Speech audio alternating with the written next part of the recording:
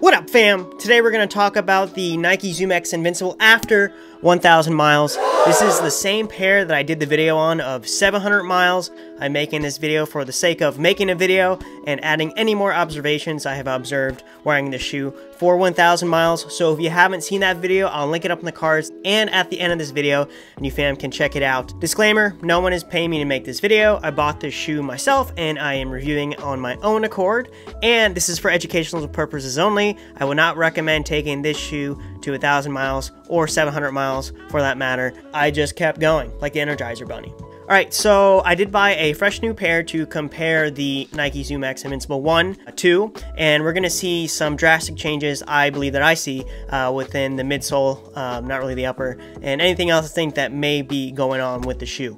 Alright, so let's get started with the midsole. The midsole is pretty worn down. As you can see, it is not poppy at all anymore. The front and the back of the midsole have actually started to cant up as my foot has continued to compress the Pebax or ZoomX foam center-wise. If you have an injury, say like a Morton's aroma or metatarsalgia or anything that has to do with compressive forces within the metatarsals of the foot, or getting rid of that transverse arch, the arch in front of the foot underneath the ball of the foot, then this is probably a shoe you should not wear up to that point, as this can possibly exaggerate those conditions.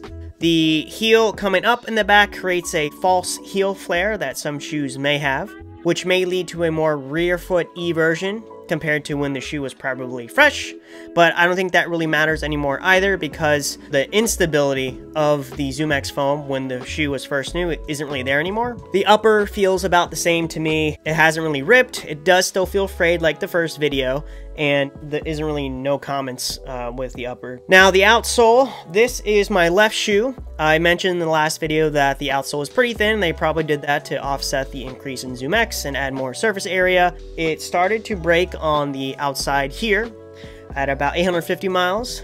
Given that my other shoe actually doesn't have that, it does have starting that, but I have a little less dorsiflexion in my ankle and my left foot, so therefore my foot's going to be stuck in supination a little bit longer, which would make sense why my left shoe is worn down a little bit more on the outside. But then again, I'm sure if this was a different shoe with a different subset of thickness and foam and outsole, it may not have worn down as much. Grip is fine, at least I think it is, unless it's a wet grass and stuff like that. The road, I don't really notice much. That's because, you know, it's really worn down on the front of the foot and the back of the foot. Now, I know this is a video about this shoe, but I am going to talk a little bit about the version 3, as images of the version 3 have popped up, and some retailers like Running Warehouse have had their hands on the version 3. Based on what I could see, comment down below if you know anything else. The version 3 seems narrower, back-heavy ZoomX, which would prevent bottoming out, slimmer, therefore I think the upper will be looser compared to the version 1. The last of the shoe seems straighter. I believe the Running Warehouse video quoted that, which could be a problem, I think. We'll think about that. We'll come back to that once I get my hands on the shoe and run on the shoe and stuff like that.